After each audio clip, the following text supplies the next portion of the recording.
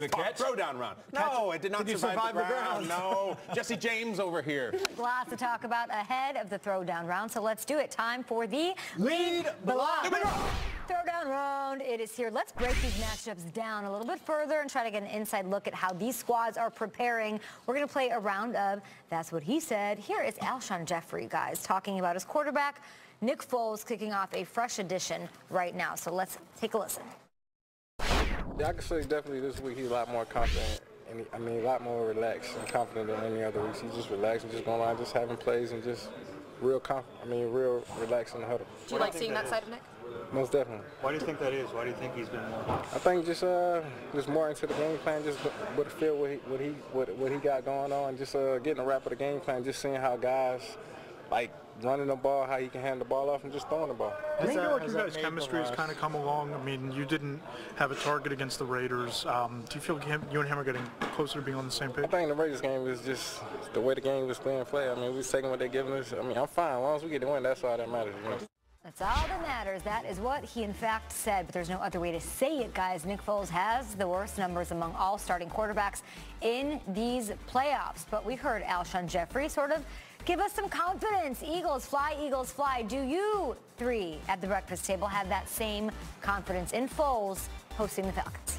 I do. I do have the same confidence in Nick Foles for the simple fact that when he was thrusted into the lineup because of the injury, that first game he played well, second game he played well, and then towards the end of the season, he didn't play so well. But if you look at the Eagles and what they had to play for, they didn't have to play for much. So it wasn't like they were out there trying to impress the world or even go out there with the most creative game plan. Now imagine, with the time to rest, time to game plan for their opponent, they're going to have a lot of wrinkles within their game plan. They're going to be able to attack different places that you wouldn't expect them to, and they're going to give Nick Foles the leverage to run the offense the way he wants to. I've got firsthand knowledge of Nick Foles because I did the game against the Giants. I was a sideline reporter, and I was blown away with the confidence that the coaching staff had. And I thought, all right, world is ending. Carson Wentz is out. And I sat down with Doug Peterson, and he's like, no, the offense is not going to change. We're not going to scale anything back. And we've got myself, Frank Reich, and John DeFilippo working on the perfect game plan. I don't want everyone to look at weeks 16 and 17, which was a 19-10 loss on Christmas, or win on Christmas, that they still won by 9 points against the Raiders. Right. And then a game where Nate Sudfeld played the majority of the game against the Cowboys in a 6-0 loss. That means nothing. They showed nothing. They were very vanilla. I want to go back to what I felt after the Giants game, the last time I really saw Nick Foles have to win a game, and I loved what I saw. He threw 4 touchdown passes. So I am believing as we head in here with a solid month of prep and a solid month of rest, Nick Foles is ready to do this thing. He didn't have to win those games, in your opinion? No. He didn't. 1 touchdown, 2 interceptions against the Raiders and the Cowboys. That inspires confidence because those games didn't matter. He played 2 drives against the Cowboys in a game that meant nothing. They had home field. Like, stats and I think our initial reactions of watching that game are, right. I do feel like this is a luxury to have a home field advantage game, number one.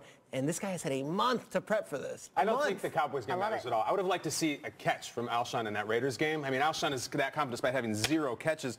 I think Nick Foles will be fine. I'm not as confident as Alshon is, but the fact is Alshon had one of the best seasons of his career with Josh McCown coming off the bench in Chicago. He's been down that road. But, guys, this game for the Eagles will be won by Blunt, Ajayi, and Corey Clement. Agreed. That is where it's going to go. And watch out for Zach Ertz, who goes back to the first run-around with Nick Foles, had 9 catches when Nick Foles will hit Zach Ertz early. I think is a big factor. Even taking what they did in weeks 16 and 17 aside, knowing what Atlanta has done in those weeks defensively also sort of dings my confidence in the Eagles. But it's the playoffs, baby, and anything can happen. Right. Moving on to the late game on Saturday, here's Titans running back Derrick Henry as his Titans get set to take on the Goliath up in Foxborough.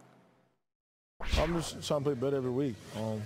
We get another chance to play. It's a great team and a good environment. So just making sure I'm doing all the right things this week. So I'm ready for Saturday. How much fun are you having with all this?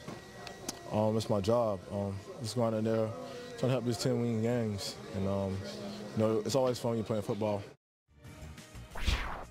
The Patriots are 17-3 at home in the playoffs in the Tom Brady, Bill Belichick era. The Titans are hoping to make that 17-4. They'll need Derrick Henry to play a huge role on Saturday. Derrick Henry, beloved by one Kyle Brandt. How big of an impact and an X factor is he going to be? Well, I look way back to the beginning of that Belichick era. The mantra is always take away what they do best. That first Super Bowl against the Rams, Marshall Faulk is not going to beat us. We're going to be all over Faulk. So if you look at the Titans, I cannot possibly see Derrick Henry going nuts because all the focus is on him. And Bill Belichick's going to say, Marcus Mariota, go ahead and throw the ball and beat us. We have celebrated Marcus Mariota on this show for 2-3 weeks now, and none of those celebrations have anything to do with him throwing a pass other than an awkward, ugly one to himself. It's him blocking, it's him stiff-arming, and that's great. You got to hit a pass downfield because the Pats are going to be all over that big man. And that's right. If you look at Derrick Henry, we realize that he is the hammer on this offense. He's going to bang, bang, bang, and try to get in the end zone. And if he has a big day, it's great for the Titans. But if they're going to win this game, Marcus Mariota is going to have to lean on the tight end, Delanie Walker, who we love, and Eric Decker, who's going to have to step up big. And Delanie Walker, Eric Decker, I'm coming up with a nickname. I think it's Black and Decker that's going to have to show up and show out. Dig in that toolbox, grab the hammer and Henry and Black and Decker, and go to work, Titans. Yeah, if you want to fix something, you get Black and Decker. Exactly. Not bad, man. You know, I go back to literally like 1996. I'm trying to think of what would be a bigger upset in the divisional round. And I think of Terrell Davis and John Elway hosting the Jaguars, this upstart team, and Mark Brunell goes up into Mile High and beats John Elway in the Jaguars. This would be the biggest upset since then, I think, in the divisional round. That's how big an upset this would be. And when you hear that, if you're a Titans player, if you're Derrick Henry, we have nothing to lose. Everyone is expecting us to lose by double digits. Why not just go out and have the best game? And if they get them early and the Patriots start looking around the locker room and say, wait a second, Marcus Mariota showed last week that he can do it in the second half. This one, to me, could get out of hand real early, or the Titans could shock the world. We're talking about Derrick Henry. Derrick Henry showed us last week that he's not soft. That's something he called himself after the last game of the regular season. He came out there, no DeMarco Murray, and showed us what he can do. And don't tell me you can't run on the Patriots because they're giving up 4.7 yards per carry. That is second most in the league. He'll have a huge role again in the divisional round. All right, more awesome matchups on Sunday. So let's take a listen to Blake Bortles right now, who seems to have accepted the criticism that he gets. It'll probably never stop, and there's people that think LeBron James sucks, so if that happens, I'm sure there'll be a lot of people that always think I suck. All right. Bortles is sort of, how do we put this, cooled off. Let's just say he's cooled off in his last 3 games after tearing it up weeks 13 through 15. Confidence level guys at the table that you can go toe-to-toe with Big Ben and Pittsburgh offense who has Antonio Brown back. Striggs, you were saying you like Blake Bortles, press conference Blake Bortles right now? He's having a moment. Character. He's now this like flippant, like passive aggressive. That was incredible. The walk-off was amazing. Says it and he goes, all right, I'm Peter, I remember about a year ago, he walked off in the middle of a press conference because he didn't like the questions. And you said, okay, Blake, you're in that pressure cooker of the Jacksonville media market and you can't take it. A year later, he's doing LeBron comparisons. He got upset with the media, and I'm saying, this is the 30-second market. Like, if you can't handle this, what would you do in any other NFL city? And sure enough, like Kay said, was that 3-game win streak looked great, and now it's cooled off again. But in that cooling off process, won a playoff game last week. And there's 8 quarterbacks left in the NFL right now. There's 8 starting quarterbacks, and he is one of them. So can he go toe-to-toe with Ben Roethlisberger? No, of course not. He's not even close. They're not even in the same conversation. But he might not need to, huh? He might not need to because they didn't have to last week, and he found Ben Koyak when they needed him, and the defense did the rest. And there's always that chance that he reemerges, right? He had 7 touchdowns, no interceptions in that 3-game stretch in December. He could get back to that. And that's it.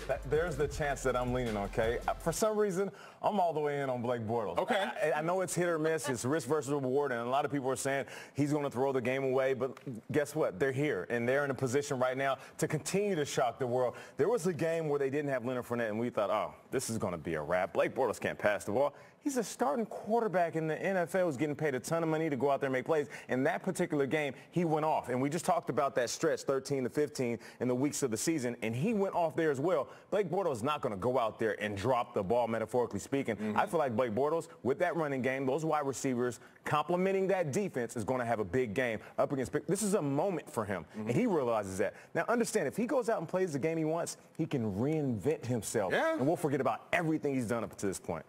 I'm just trying to think of who he is in LeBron's world. Is he Boobie Gibson or Anderson Varejao? The problem is the Steelers are Steph, is AB, Clay, the Draymond. They are loaded, man. You got to have a day. Who's Draymond on that team? Maybe Mike Mitchell? Yeah. Not bad. Draymond Green. Draymond Green. Hey, Squirrel says the blackest name ever. Haven't seen it yet, but you guys quote it like every morning at the good. table. Gotta get Netflix. All right, the Vikings, they're looking to do something that has never been done before. They want to play in a Super Bowl in their own stadium, but the next obstacle on that path is the offensive juggernaut that is the Saints. And they beat them all the way back in week 1. There are, of course, a lot of differences then, but I want to take a listen now to head coach Mike Zimmer on why that week 1 result was different and doesn't matter. Sometimes I get ticked off about, well, they have to find their identity, and, that was week 1. Hell, did anybody in this room think we're going to be 13-3 and be playing the divisional games that week? Did we know our identity? I mean, everybody said we weren't going to be worth a lick anyway, so I just think, just everybody's like that. All right, even if we didn't see this Vikings team coming before the season, the Saints defense always a thing. Who's losing more sleep, Schrags? The defense for the Vikings or the offense for the Saints? I think the offense for the Saints, and I don't know if it's losing sleep or it's just extra time to prepare, because this Vikings defense has surrendered nothing in that building, and it's a different story in that building than outside that building. We saw them go down to Carolina, and Cam Newton had a day against them. But now we go into Minnesota, and I've said it on this show since I went there week 3 into the Buccaneers game, where I thought, here comes Jameis, going to light up this team, and Xavier Rhodes shut down Mike Evans. And the rest is history for the season. So I'm going to say that the Vikings defense is going to have another day, and the Vikings defense will win the day. I think the Vikings get the best of that Saints offense. I was mostly a good big brother, but occasionally I was a jerk to my little brother, and I would do the thing where I'd say, I'm going to hit you with my left hand, I'm going to hit you with my left hand, and then I would go right here with the body blow. This is Drew Brees last week throwing the ball up and down the field. Look at this, look at this. And this is Kamara and Ingram here. I think that the Saints, the Vikings pass defense is actually better than their run defense. As good as it is with Rhodes and Smith, I think the way to attack them, believe it or not, is through the ground. And I think the Saints' run offense is going to be back right down here. I believe that there's no team in the postseason that loses sleep, because they understand every team is good at this point. This is going to be 2 juggernauts rising at the same time. So as much as I would like to sit here and be predictive and give you who's going to have the advantage, there's not going to be an advantage. This is going to be a blow-for-blow game. The defense will make a play, maybe even get a turnover on Brees. Brees is going to bounce back, feed his monsters in the fourth quarter. It's going to be either Brees with the ball in his hands, scoring a last-minute touchdown, or it's going to be that Vikings defense stepping up and stopping Brees. I will add this. Zimmer and Payton have known each other for decades. They were on Bill Parcells' staff together. They've rised up the league together. These guys at the owners' meetings are the ones sitting together having a cocktail or hanging out at the pool. Like, these guys know each other inside and out. So beyond the players on the field, it's a chess match between 2 guys who knows how the other one thinks. It's a fascinating matchup on Sunday. It's also weird to think about them kicking it at a pool together, because I feel like I don't know them. I've never even met Zimmer, but they feel so different to me. Very different. Probably one hell of a party, though. Sort of wild. I also feel like I've never been to a game in Minnesota or New Orleans, but you guys, all 3 of you, constantly talk about how home field sort of matters to both of those teams more than probably most in the league, right? So Minnesota, you say, have the smartest fans. Yeah, it's smartest, but when they're on offense, it's silent, and when they're on defense, you can't hear a thing. Yeah.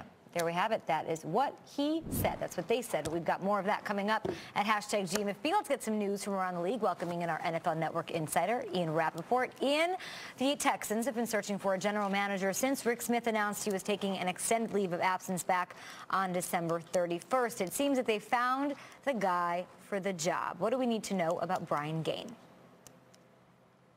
Brian Gaine is expected to be the Houston Texans' new general manager, going to finalize the deal likely today, and then finally this flux of the offseason for the Houston Texans will be over, and then they'll get to the matter of trying to extend Bill O'Brien's contract. But as far as Gaine, he has long been one of the more respected young evaluators in the NFL. Actually spent time with the Miami Dolphins and spent time with the Houston Texans, where he worked side by side with Bill O'Brien, although, of course, under Rick Smith, went home to Buffalo, spent a year with the Bills, and now the Texans are bringing him back home. This is something that no doubt will make Bill O'Brien extremely happy. Finally, now he can have a partnership with his general manager, something he has wanted for a long time. Ian, my Seahawks will be looking to replace their offensive coordinator, defensive coordinator, and their assistant head coach ahead of the 2018 season. What led them to shake up Seattle's coaching staff? Yeah, and you know Pete Carroll, this is something that it is not like him. He is as loyal as they come, really hasn't made a major change since after the 2010 season, firing offensive coordinator Jeremy Bates. But you're right. Now, Chris Richard, the defensive coordinator, was told he is allowed to find other employment. With all the losses they had on defense this year, Pete Carroll still thinks that Richard, obviously he did a good job this year, but believes Richard will benefit from some additional experience. And then there's the case of Darrell Bevell and Tom Cable, officially relieved of their duties yesterday. The offense has really been struggling as far as protecting Russell Wilson, run blocking and running the ball. Carroll believes a fresh approach for everyone is something that will benefit the Seahawks. They are going to have so much turnover this offseason leading into 2018. And Ian, last but not least here, Steelers receiver Antonio Brown. He hasn't played since injuring his calf back in a Week 15 loss to the Patriots. Jalen Ramsey and Boye down there in Jacksonville, they're wondering what's his status for this week.